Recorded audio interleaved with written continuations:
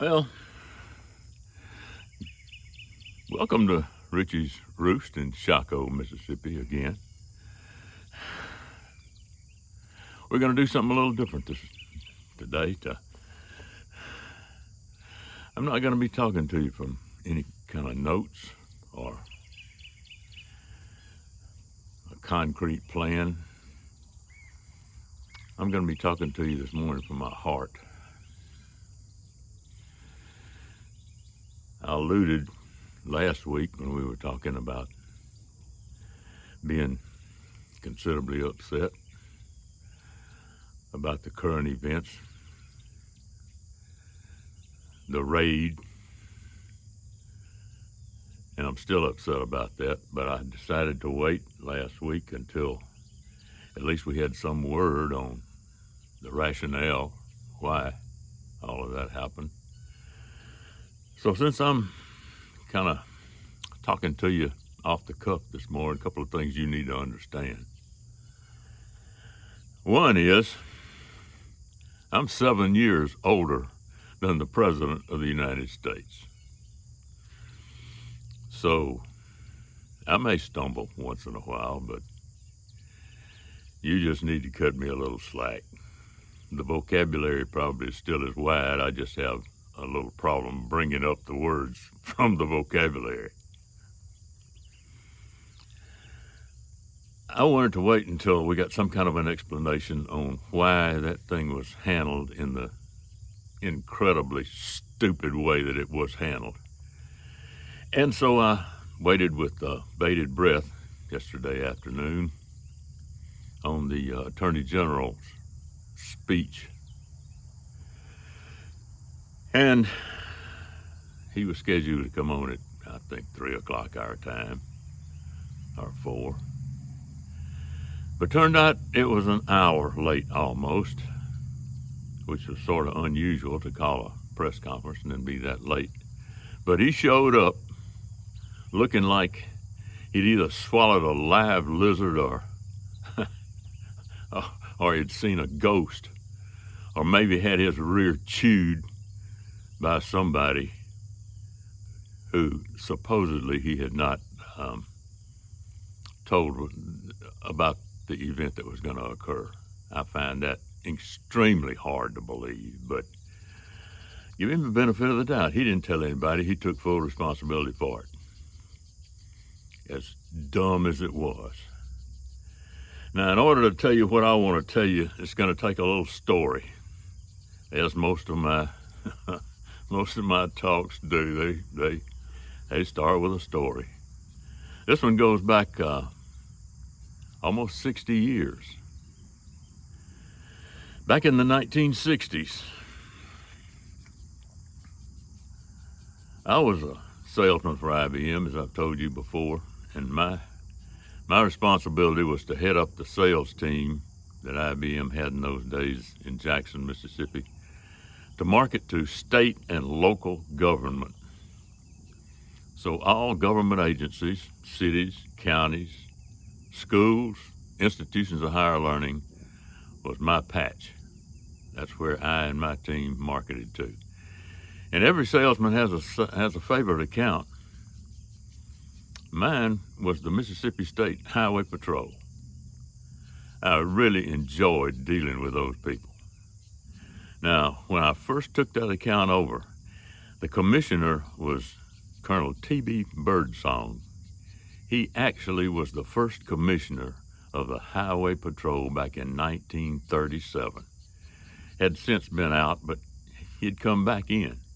He was an old man at the time, had glasses, looked like he was looking out the bottom of Coke bottles.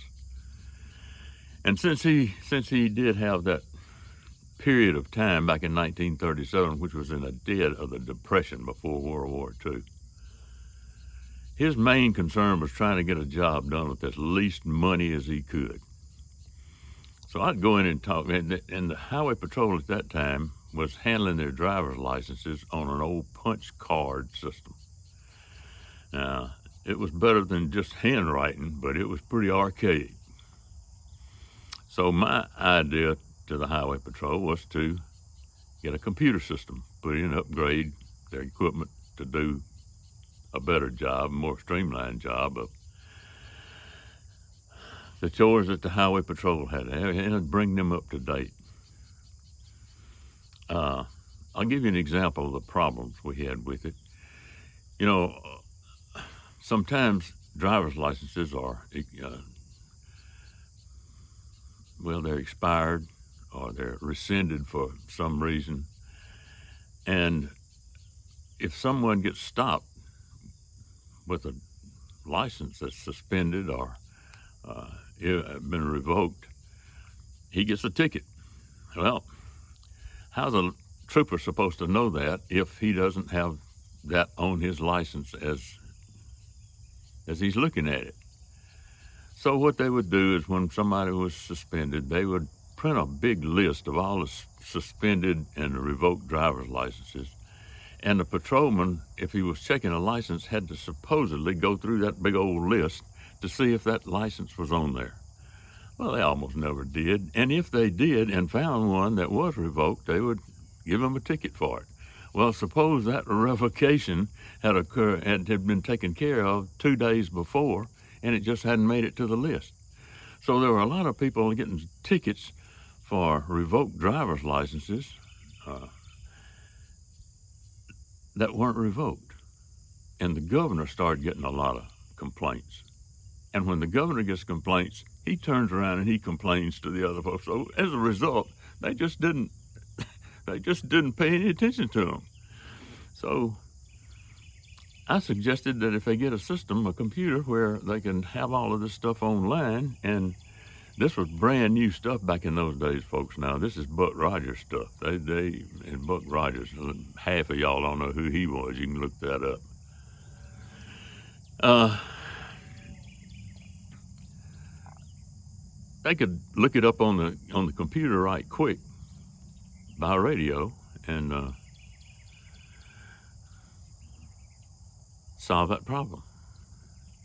Well, I would go in to call on Colonel Birdsong. He loved to see me because in those days things were kind of quiet, and he kind of enjoyed the company, I think. Call me young man. Come in, young man, have a cup of coffee, which I'd do. And the only way he would think about putting a computer system in there is if I saved the Highway Patrol any money by doing that. Well, of course, the computer was going to cost more than the old archaic system he had. So I would say, no, sir, I haven't figured that out yet.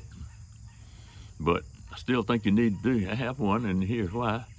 Well, when you figure out a way to save us money, let me know, and we'll talk about it. Have a cup of coffee. So he'd throw me out. Well, throw me out. He was nice about it, but I'd leave. And a couple of months later, I'd come back. We'd go through the same old rigmarole. So one morning, I walked in to see him. He said, "Good morning, young man. Come in, sit down, and have a cup of coffee," which I did. He said, "Well, you figured out any way I can save any money by putting that computer system you keep talking about in?" I said, "No, sir, but I can tell you how you can save $500,000 a year." And he leaned in, he said, "What?" I said, "I can save you $500,000 a year." $500,000 is a lot of money in those days. He said, "How's that?" I said, "You can run recap tires on your patrol car." He said, "What?" I said, "You can run recap tires on your patrol car." He said, "That's the stupidest thing I have ever heard in my life." He said, "You're asking me to put the lives of my patrolmen on recap tires?" He said, "If we put recap tires on our patrol cars, we couldn't do our job." I said, "No, sir, but you could save $500,000 a year." And he looked at me like I had hit him in the face with a 2x4, and he said, "Young man, is that what you've been trying to tell me all this time?" I said, "Yes, sir." He said, "Go get John Holloway." John Holloway was assistant commissioner in charge of finance and a good man, and wound up being a good friend of mine over the years. "And let's talk about this thing." So we did. He told John, he said, "Get together with this young man and y'all work out something where, well, we had an order in a week for a computer system. Now, back in those days, when you ordered a computer, you didn't get it for 2 years. 24 months was the delivery schedule. And there was a reason for that. We had to revamp a whole room. We had to air condition it and put it on its own circuit and get all those false floors with the big cables and do the programming because there were no packages. Well, we got ready. We started getting ready for the computer system. And about this time, the Law Enforcement Assistance Act, LEAA, was passed in Washington that was slanted right at law enforcement. The federal government would supply 90% of the money to get systems like this going to help law enforcement. And all the states or the cities had to come up with 10%. Amazing. That was happening. And there was a man named Frank Buell with the FBI who was instrumental in helping start the National Crime Information Center, NCIC, in Washington. Now, this was going to be a big system that was going to house all kinds of reports from law enforcement all over the country as a central repository for crimes. And there comes a neighbor of mine. Doggone it, I didn't tell him I was going to do this out here this morning, so you're going to hear some noise in the background, but just ignore it. He's a good man, too. I like him. Anyway, at that time also in Jackson was a man named Roy Moore, who was the special agent in charge for the FBI for the Jackson area. And he's the one who led all the agents in solving that case of the 3 missing civil rights workers back in the 60s. You'll recall those, Cheney and Goodman.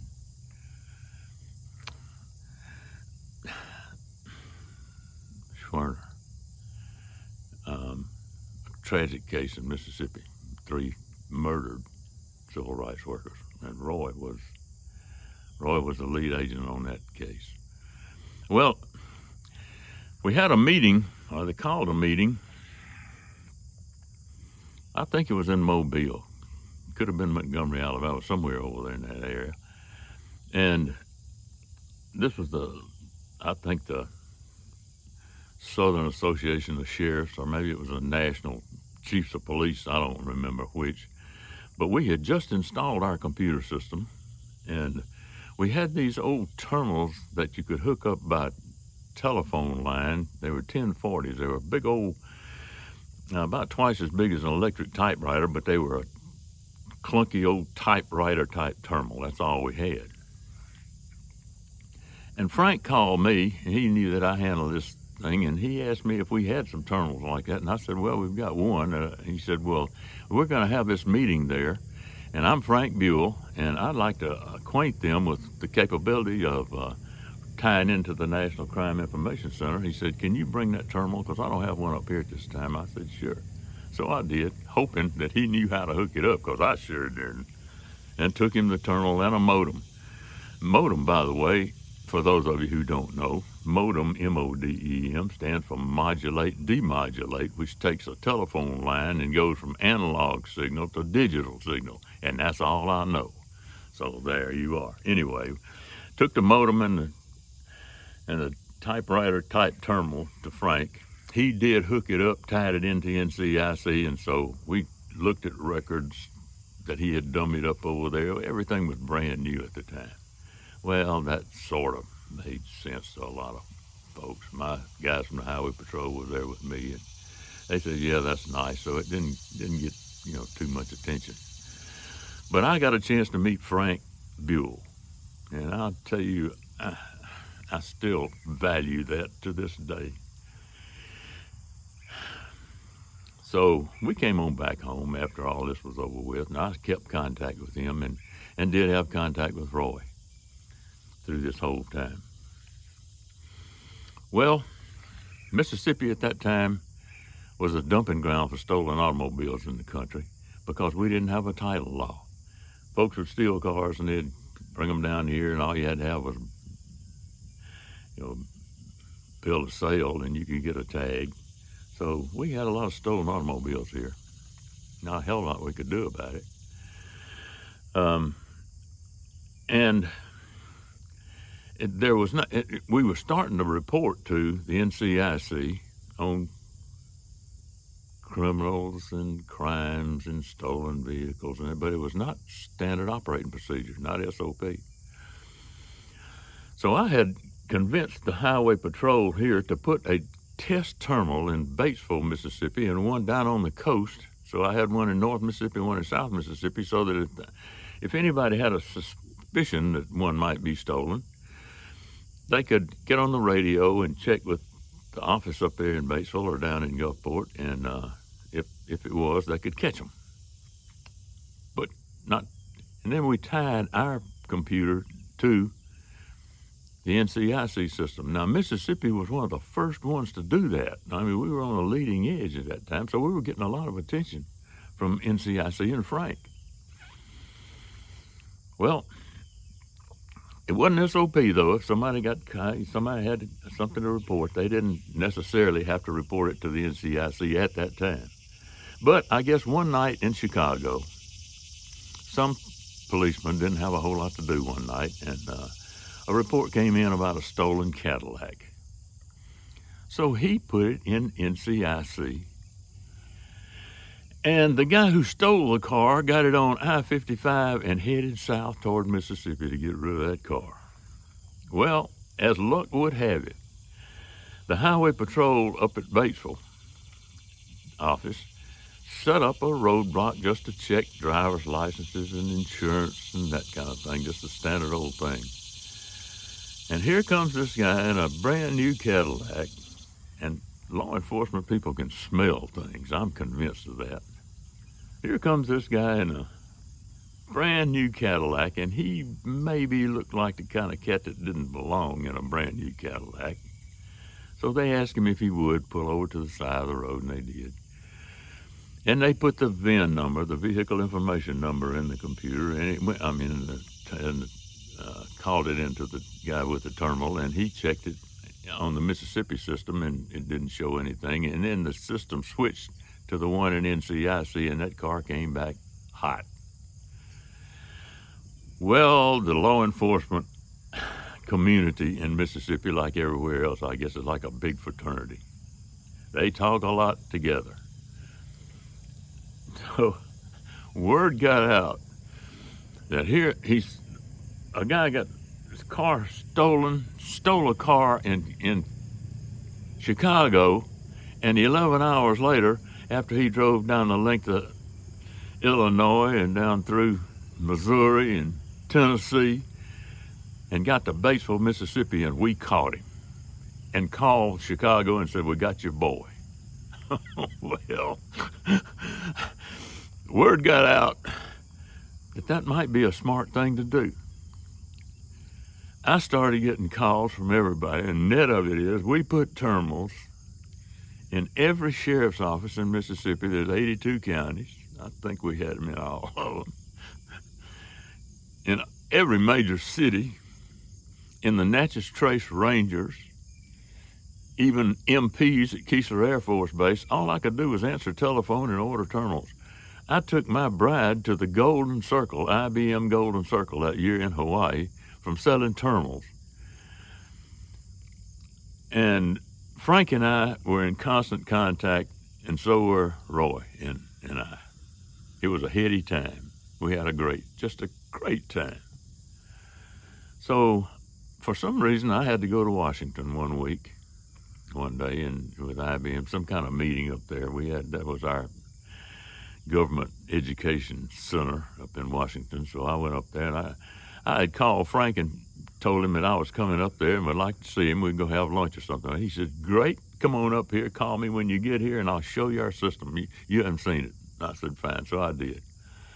He showed me through, and he was like a kid with a new toy, because it was really hitting its stride then, and he was heading it up, and he thought that was great. Now, the net of all this is that I had a real close-up view of two good men with the FBI, and he introduced me to a bunch of folks up in Washington. I didn't meet a single one that I didn't think was absolutely great, just wonderful people. And matter of fact, I suggested to Frank that I might consider coming up there and seeing if I could put my name in the pot and join the FBI on site. He said, "No, Jim, you are in the right place. You stay where you are." He said, "We're doing fine. Everything's okay." The net of it was they were wonderful people. He was a great, great man. So was Roy. Just wonderful people. And as I told a friend of mine last week, after meeting those men, both of whom have gone on to glory now, they're gone. But I look at them, and then I look at the slimy germs we've got heading that department, have had heading that department up, and I want to vomit. There was no cause for the kind of situation we saw last week. Folks, you were being sent a message. You and I were sent a message. There was no reason for them to do that with all the fanfare and the blaring sirens and the lights, flashing lights, and 30 armed people to go through that president's house. Now, I've had my house broken into. You feel violated. You feel violated. I was to the case where if I had caught the guy, I probably would have killed him or tried to. But I had the law enforcement on my side trying to find the guilty guy. In this particular case, the guilty guy is the government, who's supposed to guard against that kind of thing. So I was saying, well, maybe there is a reason, and I'd like to hear it from the Attorney General. And when he came out with his 5 minutes or less, and then said it's all my decision, but I'm not taking any questions, that worried me. And he had the questions, turned and walked off after he had probably had his behind chewed so that he didn't make any more mistakes. Besides that, he probably was in a hurry to get to the bathroom. I'm disgusted with the way it worked. I'm absolutely disgusted that they will not produce the affidavit that justifies the warrant. But as long as you've got slimy people like Comey and McCabe and that type,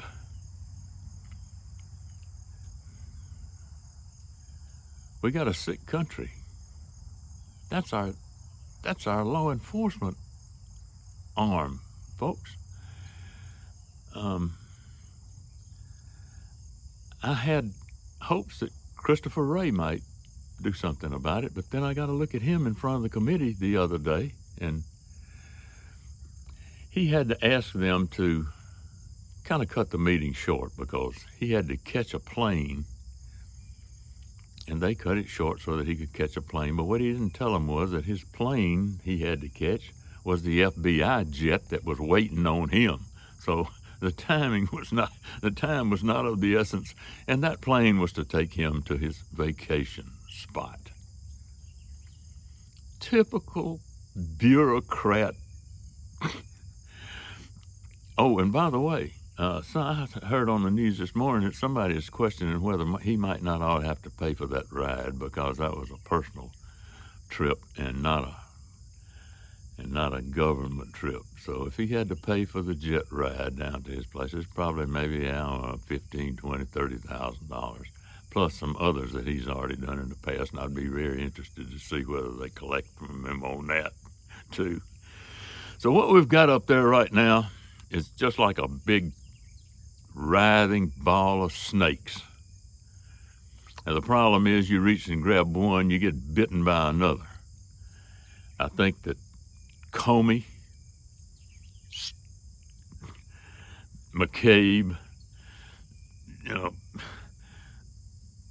and I forgot Clapper and Brennan, who headed up the other agencies, intelligence agency and the CIA, Hillary. The whole bunch should have been measured for orange jumpsuits, in my opinion, which admittedly I tend to value very highly. Well, we need to clean house. It's going to take some doing. So if any of you guys in the FBI are listening to me, the FBI is still, in my opinion, almost sacred to me, knowing the kind of people that we had and that we must still have. So I'm begging you, if you're in there and you have any kind of information about the goings on at the top that are absolutely illegal or immoral, the country needs you. And I hope you feel that it's your duty to expose the rats.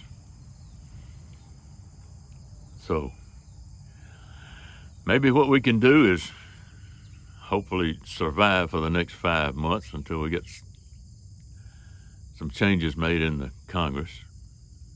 And by the way, I'm going to talk about them too one day here before too long, and maybe next week I'm seriously thinking about another little organization called the Internal Revenue Service, because the law was supposedly signed today that's going to take care of this inflation business and unleash on us some 87,000 insurance income tax agents. And I'll talk to you next week maybe about another story that I had, that I was involved with a little audit with those very people. My wife is a little antsy that I might be taking on some people I don't want to take on. But I'm old enough and maybe stupid enough to say I've had enough. And I'm going to see what I can do about it. I hope you'll join me. So until next week, I hope I'm still around. If you'll join me, we'll have another little session like this. I'm fussing, but I hope we can do something about it. So I'm Jim Ritchie, and I'll see you again next time.